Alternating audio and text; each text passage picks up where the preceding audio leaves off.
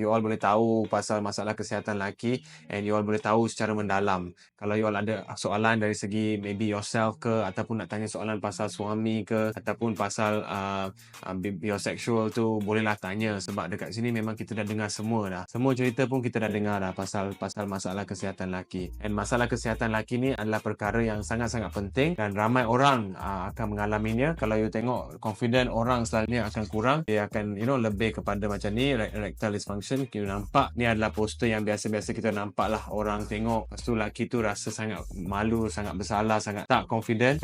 Sebenarnya sebab mereka tak tahu ada tempat yang you boleh dapatkan pertolongan. So dari segi yang tu, you all perlu datanglah kat sini, lepas tu kita pergi step by step untuk berubat dekat sini. Okay, so yang ada kat sini, you all bolehlah tekan je button like tu, bagi video ni ada ramai yang like, and then boleh FYP kan video ni.